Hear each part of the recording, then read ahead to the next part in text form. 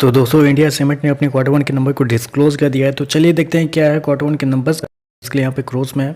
तो देखिए पिछले क्वार्टर में कंपनी ने 1266 करोड़ के आसपास का रेवेन्यू जनरेट किया था, पिछले साल 1436 करोड़ के आसपास, जबकि अभी देखें तो गिर के 1026 करोड़ कंपनी का जो रेवेन्यू है वो आपको जाता हुआ देखने को मिला। तो साल दर साल देखें तो साल दर साल कंपनी के रेवेन्यू के अंदर लगभग बोल सकते हैं आप 29% के आसपास की गिरावट आपको देखने को मिल रही है। वहीं अगर क्वार्टर क्वार्टर जाते हैं तो क्वार्टर क्वार्टर भी कंपनी के रेवेन्यू के अंदर लगभग 14% के आसपास की गिरावट है।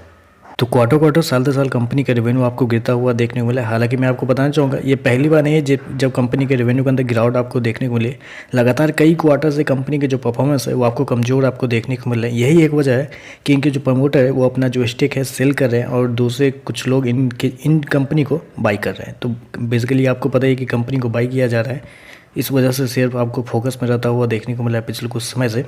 खर्चे की बात करें, पिछले क्वार्टर में 1391 करोड़ खर्च किए थे, पिछले साल 1541 करोड़, जबकि अभी देखें तो 1190 करोड़ के आसपास आपको देखने को मिल रहा है। तो खर्चे भी देखें तो खर्चे भी ऑन एन एवरेज मतलब ठीक ही है, कंट्रोल में ही देखने को मिला है। चलिए कंपनी का प्रॉफिट क्या है वो देख लेते हैं।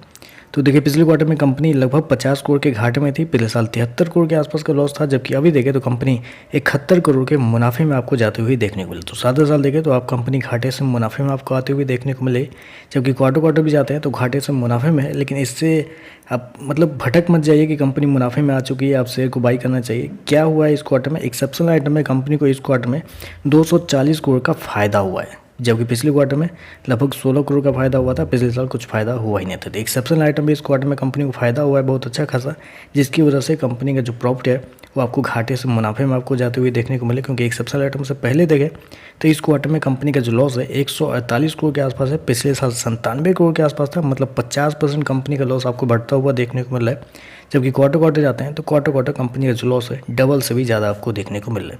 तो कंपनी का लॉस देखें तो आपको बढ़ता ही हुआ देखने को मिल रहा है। ईपीएस की बात कर लेते हैं तो देखिए पिछले क्वार्टर में 1 रुपये 91 पैसे माइनस का, पिछले साल 2 रुपये 86 पैसे, अभी देखें तो 1 रुपये 87 पैसे के आसपास आपको देखने को मिल रहा है। तो ओवरऑल अगर देखा जाए तो नंबर कमज़ोर है, क्योंकि रेवेन्यू देखा जाए तो गिरता हुआ देखने को मिला है। कंपनी का प्रॉफिट भी देखें तो कंपनी का लॉस आपको बढ़ता हुआ देखने को मिल रहा है। लेकिन हालांकि इस नंबर से मुझे नहीं लगता कि ज़्यादा कुछ फ़र्क पड़ेगा कंपनी के शेयर को, क्योंकि कुछ अलग चीज़ें इस शेयर के अंदर आपको चलती हुई देखने को मिल रही है, जिसकी वजह से मुझे लगता है कि 1-2% के आसपास की गिरावट अगर आती है तो आती है, लेकिन उससे ज़्यादा मुझे लगता है कि देखने को मिलेगी। तो चलिए बस आज के लिए बस इतना है। वीडियो पसंद आए तो लाइक कीजिएगा, साथ में साथ चैनल को सब्सक्राइब जो कीजिएगा। धन्यवाद।